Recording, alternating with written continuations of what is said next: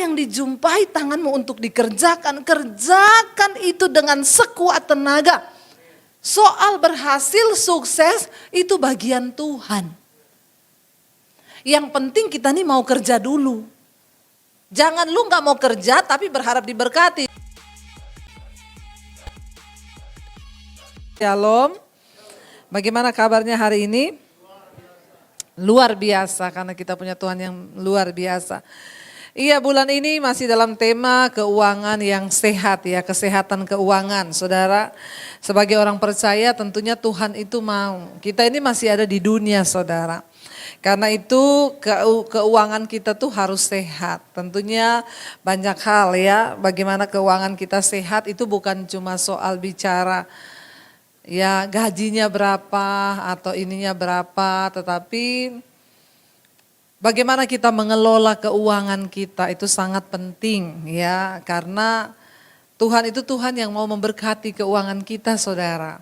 Tapi kalau kita salah mengelola atau kita tidak siap, maka ya keuangan kita nggak akan pernah sehat.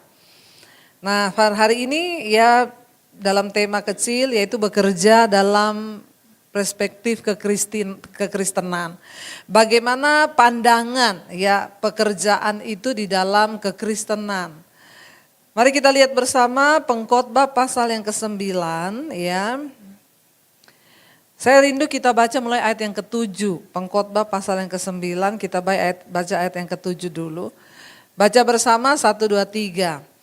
Mari makanlah rotimu dengan sukaria dan minumlah anggurmu dengan hati yang senang. Karena Allah sudah lama berkenan atas perbuatanmu. Ayat 8. Biarlah selalu putih pakaianmu dan jangan tidak ada minyak di atas kepalamu. Ayat 9. Nikmatilah hidup dengan istri yang kau kasihi seumur hidupmu yang sia-sia, yang dikaruniakan Tuhan kepadamu di bawah matahari.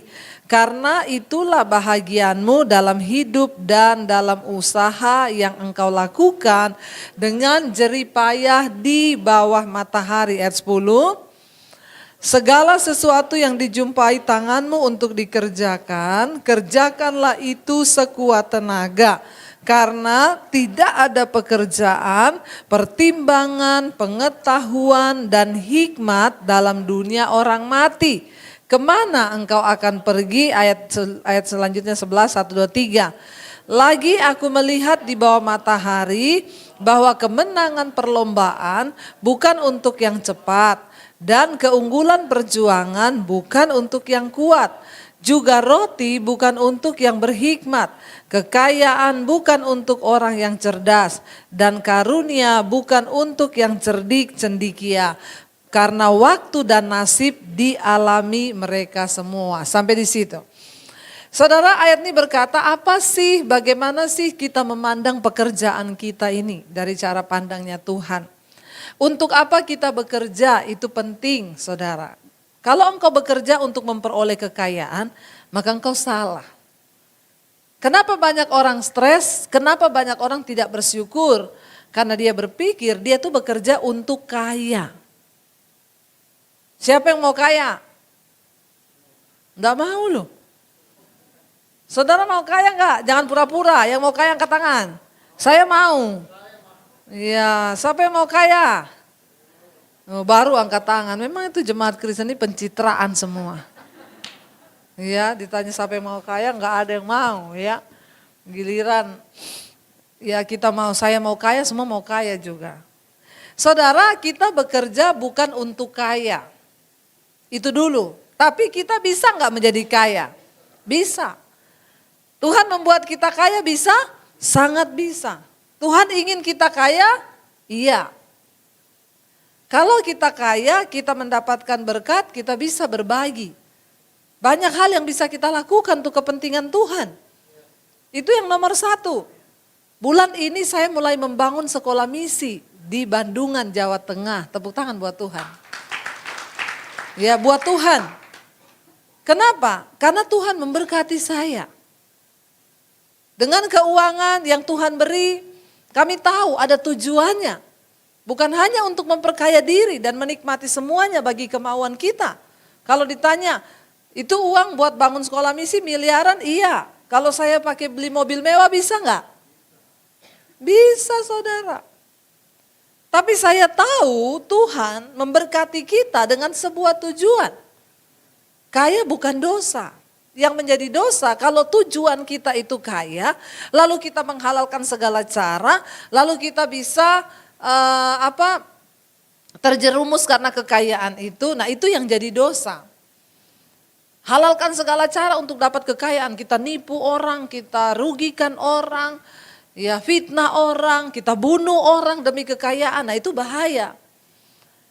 Bagaimana perspektif dari kekristenan tentang bekerja di dalam orang Kristen, dalam iman Kristen? Yang pertama, tujuan kita bekerja supaya hidup ini cukup. Katakan amin. Makanya ayat ini berkata, Pengkhotbah 9 ayat 7 tadi dikatakan, mari makanlah rotimu dengan sukaria. Kenapa ayat ini tidak bilang makanlah dagingmu? Karena semua pada zaman itu kebutuhan utama, makanan utama yang pokok itu roti.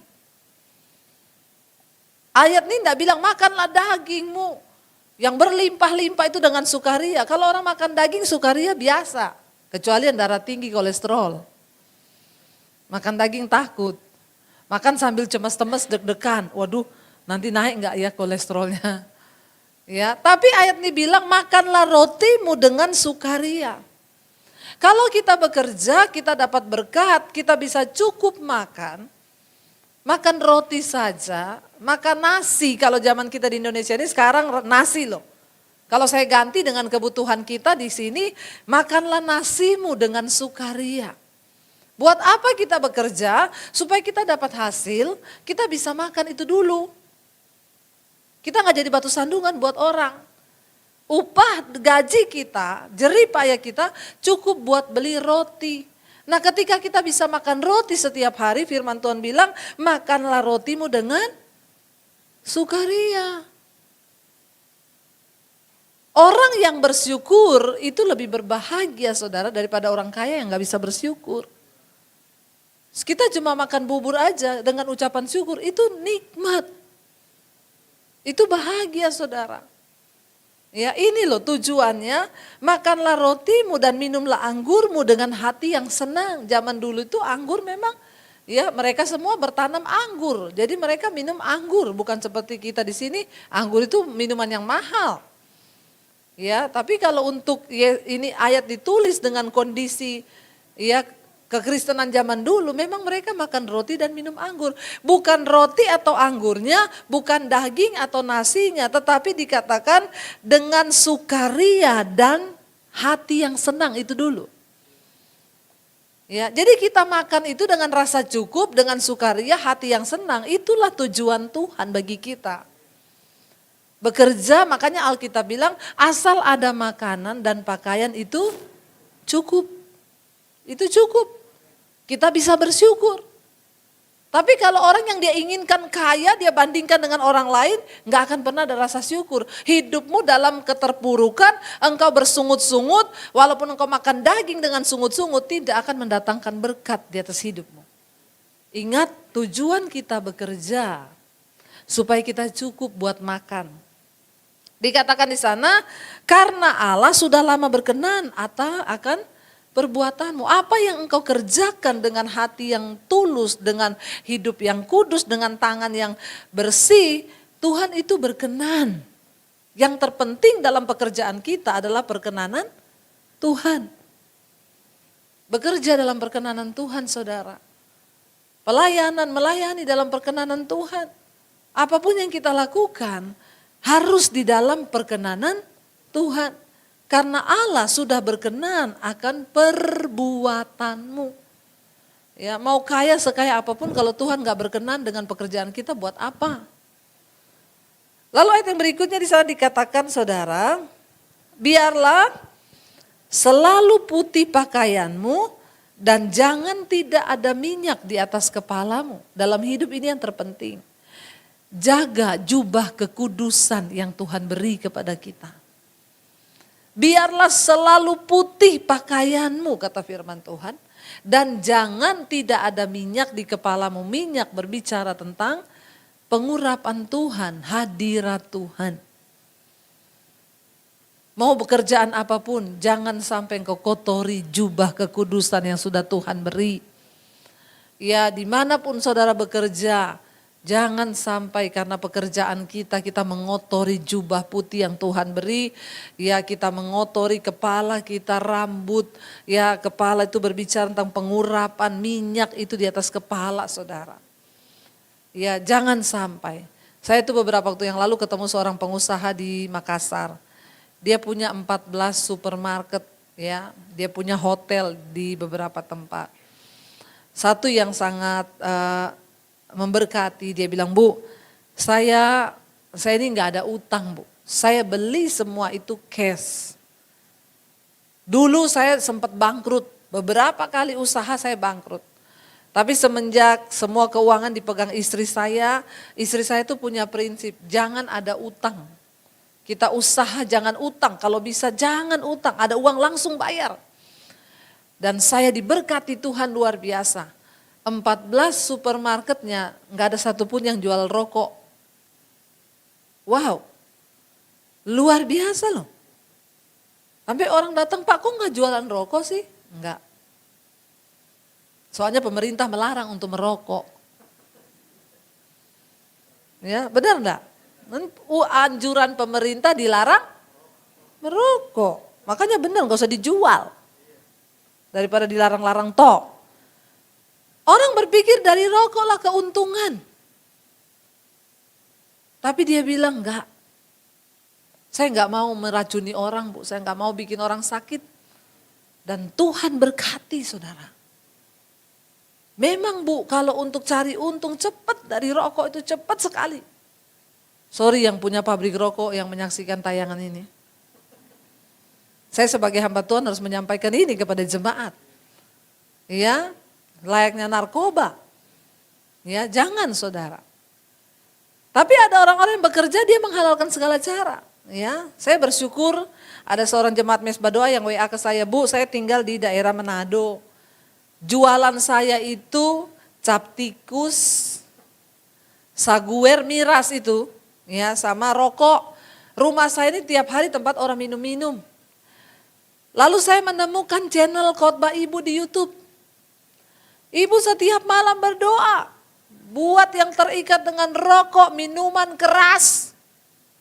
Kami berdoa, lepaskan dalam nama Tuhan Yesus." Ibu, saya bertobat. Saya tutup warung miras saya, Bu. Tepuk tangan loh saudara. Ya, memang awal-awalnya berat. Tapi saya mau melakukan kebenaran. Karena saya tahu hidup ini bukan cuma soal mencari uang. Amin saudara. Bagaimana perspektif iman tentang pekerjaan kita itu penting. Buat apa kita dapat uang kalau kita itu melakukan menjerumuskan orang. Ya, di dalam kemabukan, tiap hari orang mabok. Dapat uang sih karena mirasnya laku. Tapi ketika dia bertobat, saudara, Tuhan itu gak pernah kurang cara untuk memberkati kita. Selalu ada cara Tuhan untuk memberkati kita. Tapi seringkali orang takut melakukan ketaatan, melakukan kebenaran saudara. Karena mereka pikir mereka tidak akan dapat berkat. Padahal nanti kita akan lihat. Jaga tetap putih, selalu putih pakaianmu dan jangan tidak ada hadirat Tuhan, minyak urapan di atas kepalamu. Bagaimana tetap ada minyak di kepala kita waktu engkau hidup dalam kekudusan, ada hadirat Tuhan atas hidupmu. Itu saja. Nikmatilah ayat yang berikutnya, nikmatilah apa? Hidup dengan, tidak dibilang dengan istri orang, bapak-bapak. Ya, nikmatilah hidup dengan istri yang kau kasihi seumur hidupmu yang sia-sia. Hidup ini sia-sia. Hidup ini adalah singkat sekali. Hidup manusia itu di pandangan, ya kalau kita nggak hidup sungguh-sungguh dalam Tuhan ya ini masanya sia-sia tok, cuma 70 tahun. Nah di masa hidup yang singkat ini yang sia-sia kata firman Tuhan, untuk apa kita isi? Buat apa engkau bekerja? Saya melihat banyak orang bekerja berat, cari uang, capek, banyak dapat sesuatu. Tapi tidak bahagia dalam rumah tangga. Tidak hidup bijaksana dan tidak hidup ya nikmati istrinya yang kau kasih seumur hidupmu yang sia-sia. Buat apa kita dapat uang banyak kalau hubungan rumah tangga rusak? Bapak-bapak engkau punya uang banyak tapi engkau tidak bisa menikmati istrimu yang sudah diberikan Tuhan kepadamu. Ya untuk apa saudara? Ada yang mencoba waktu punya uang coba-coba perempuan di luar. Engkau melakukan dosa tidak akan pernah bahagia hidupmu. Dikatakan di sini nikmatilah hidup dengan istri yang kau kasihi seumur hidupmu. Yang sia-sia, yang dikaruniakan Tuhan kepadamu di bawah matahari. Makanya Alkitab berkata orang mendapat karunia Tuhan. Istri itu karunia Tuhan. Ya, nikmati hidupmu bersama dengan istrimu. Jangan waktu susah bersama istri, begitu senang dinikmati sama perempuan lain. Apalagi yang namanya pelakor. Memang dia membidik bapak-bapak yang sudah sukses, bapak-bapak yang udah punya mobil, bapak-bapak yang punya harta. Jadi kalau ada bapak-bapak yang disenangi cewek-cewek yang masih muda, bercermin, berkacalah kau pak. Jangan terlalu GR, lu pikir dia cinta karena lu ganteng, pret. Dia itu cuma cinta uangmu. Kegeeran kau. Siapa perempuan muda mau cinta kau? Ngaca. Biarin aja saya ngomong kayak begini, biar bertobat.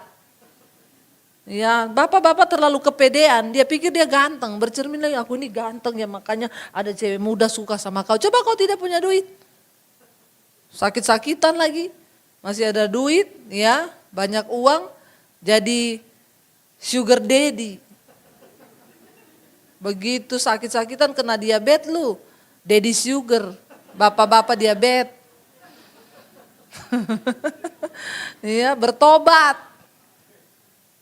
Satu tuh yang bilang amin. Yang lain bapak-bapak soalnya pada kemana? Kata bapak-bapak yang lain, saya belum punya uang bu, makanya belum nakal. Bertobat. Ya, jangan sampai diberkati jadi nakal. Dulu nggak punya uang manis hidupnya, makanya ada istri yang bilang sama saya mau berdoa bu, Tuhan miskinkan lagi suamiku. Karena dulu waktu miskin dia setia sama saya. Begitu tua sekarang kaya bu, dia lupa sama saya. Ya, jadi saudara nikmati, untuk apa engkau bekerja? Tuhan mau engkau menikmati hidupmu dengan istri yang diberikan Tuhan. Karena dikatakan di sana apa? Ya, yang dikaruniakan Tuhan kepadamu di bawah matahari, karena itulah bahagianmu dalam hidup dan dalam usaha yang engkau lakukan dengan jerih payah di bawah matahari. Itu yang Tuhan mau, engkau melakukan pekerjaan, engkau berjerih lelah di bawah matahari, supaya engkau hidup menikmati hidupmu dengan istrimu, bukan dengan istri orang. Amin. Saudara, mari kita menyadari akan arti penting ya kita ini bekerja di dunia ini. Lalu ayat yang berikutnya dikatakan di sana, baca bersama. Bagaimana cara kita ini bekerja? Segala sesuatu yang dijumpai tanganmu untuk dikerjakan, kerjakanlah itu sekuat tenaga. Karena tak ada pekerjaan, pertimbangan, pengetahuan, dan hikmat dalam dunia orang mati. Kemana engkau akan pergi? Apa yang engkau jumpai dengan tanganmu hari ini, kerjakan itu dengan sekuat tenaga. Soal sukses berhasil itu urusan Tuhan. Saya ingat pertama kali saya merintis YouTube. Saudara ya, kami dengan suami jangan iri dengan apa yang saya nikmati hari ini. Banyak orang-orang bicara, sekarang mentang-mentang sudah diberkati, lu gak tahu perjuangannya. Ya, apa yang kami dapatkan dengan tangan kami yang diberikan oleh Tuhan, pekerjaan itu kami serius mengerjakannya. Nggak ada yang tahu, awal-awal saya syuting di YouTube itu saudara, ya pakai meja dapur diangkat, ditutupi pakai kain. Ya, saya pernah syuting mesbah doa pakai meja setrika, nggak ada yang tahu kan? Ini saya buka-bukaan aja nih. Ya, pakai meja setrika, di alas pakai taplak, ditutup, nggak ada yang tahu. Saya duduk di sebaliknya, kan cuma di syuting batasannya ini. Ya, itu banyak sekali perjuangannya. Tapi saya bilang sama suami, apa yang Tuhan sudah berikan, Tuhan buka pintu ini, ayo kita kerjakan dengan sekuat tenaga.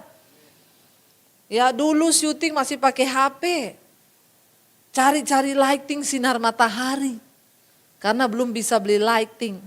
Ini sekarang lightingnya dari samping sini, kayaknya nih lightingnya salah loh.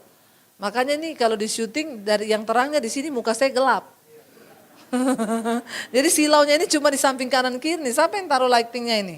Ya, ini salah loh, peletakan lightingnya itu harusnya di depan menghadapnya ke sini. Kalau kayak gini nih kan jadi saya saudara-saudara. Lightingnya di sini nih, kameranya di situ. Nih ya, kerjakan dengan segenap hati apa yang kita dapatkan, apa yang kita dipercayakan Tuhan. Ya kita harus mengerjakan itu dengan segenap hati. Ada orang-orang yang berbicara sinis melihat kami diberkati dari YouTube ini. Lu gak tahu perjuangannya. Saya ini setiap hari syuting 2 kali saudara.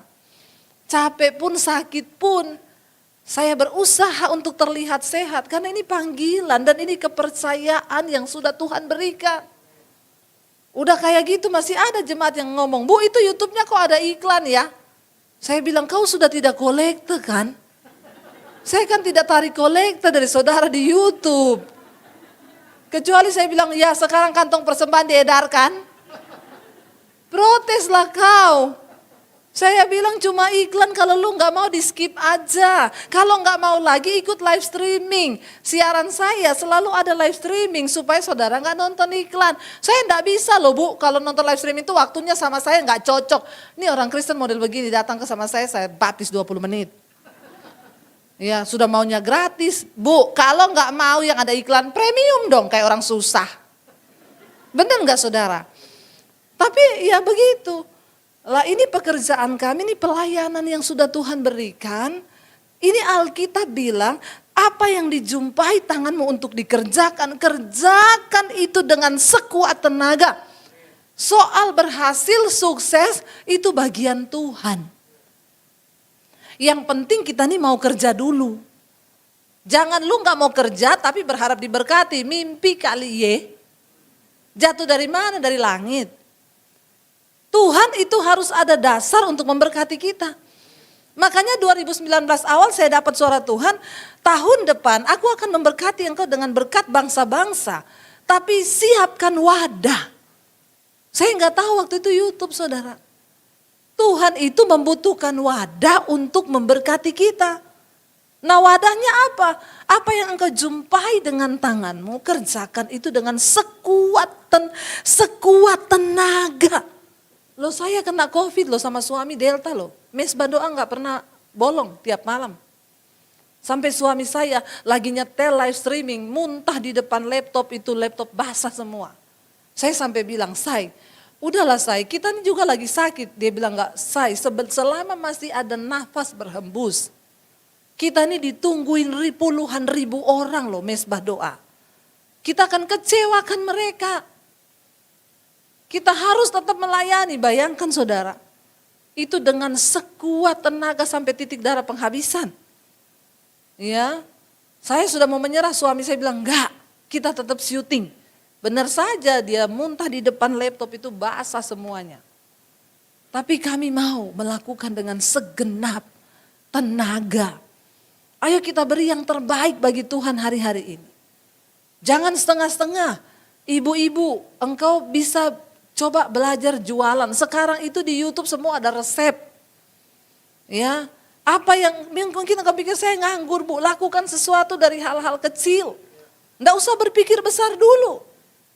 Bayangkan itu Opa Kentucky, dia sukses usia 60. Mana di sini yang usia 60 angkat tangan? Cuma satu orang, yang lainnya masih muda semua toh. Berarti kita lebih daripada opa Kentucky ya. Dia tawarkan ayamnya dari pintu ke pintu. Dia tawarkan ayam gorengnya. Loh, di usia 60 dia tidak lelah bekerja. Tuhan buka pintu. Kita nggak pernah tahu pintu apa yang akan terbuka. Tapi kerjakan apa yang kau dapati dengan tanganmu diberi Tuhan. Dengan sekuat tenagamu. Jangan bersungut-sungut. Saya temui di tengah masa pandemi ada ibu-ibu yang cuma tinggal punya uang 900.000. Mulai jualan ayam. Ya, ayam goreng. Dia bikin 2 ekor ditawari enak. Sekarang saudara diberkati Tuhan luar biasa. Bahkan dia bisa menjadi berkat bagi banyak orang. Ya. Asal kerjakan apa yang dijumpai oleh tanganmu. Yang terakhir saudara. Kita lihat dikatakan, kenapa? Karena ayat ini bilang tidak ada lagi hikmat, tidak ada lagi pertimbangan, tidak ada lagi pekerjaan di dalam dunia orang mati. Selama kita masih diberi hidup bekerja. Karena kalau sudah mati tidak bisa bekerja. Kalau mati mau kerja bagaimana? Maka bangkitlah semua orang dari kubur. Mau datang jualan tidak bisa, sudah mati. Jadi selagi hidup ayo bekerja, karena kalau udah mati nggak bisa kerja. Ayat yang terakhir berkata di sana saudara, lagi dia bilang di sana apa? Aku melihat di bawah matahari kemenangan perlombaan bukan untuk yang cepat, keunggulan perjuangan bukan untuk yang kuat, juga roti bukan untuk yang berhikmat, kekayaan bukan untuk yang cerdas, dan karunia bukan untuk yang cerdik cendikia. Karena waktu dan nasib dialami mereka semua. Artinya apa saudara? Kalau yang akan diberkati, yang menjadi kaya dan sukses adalah orang pintar, maka sudah pasti orang terkaya di dunia ini adalah dosen dan guru. Iya apa iya? Kalau yang akan sukses dan menjadi kaya raya adalah siapa? Coba saudara sebut. Kalau kita pilih orang yang punya jabatan, maka pasti yang tercatat sebagai orang terkaya di dunia itu semua presiden. Karena jabatan paling tinggi di sebuah negara apa? Presiden. Benar enggak saudara? Ya, tetapi masalahnya apakah berkat itu hanya kita bisa ukur dari uang? Dan apakah kita bisa mencapai semua yang kita mau sesuai dengan standar kita? Kalau kita baca ayat ini dikatakan, saudara, perlombaan, kemenangan perlombaan itu bukan untuk yang cepat. Seringkali yang cepat enggak menang. Demikian keunggulan perjuangan bukan untuk yang kuat. Orang kuat pun kalau berjuang, tiba-tiba dia cedera atau menjadi lemah, dia bisa kalah di tengah jalan. Pelari yang tercepat, kalau dia cedera otot di tengah jalan, dia bisa berhenti. Dan tidak bisa berlari lagi dan dia akan kalah. Juga roti bukan untuk yang berhikmat, kekayaan bukan untuk orang cerdas.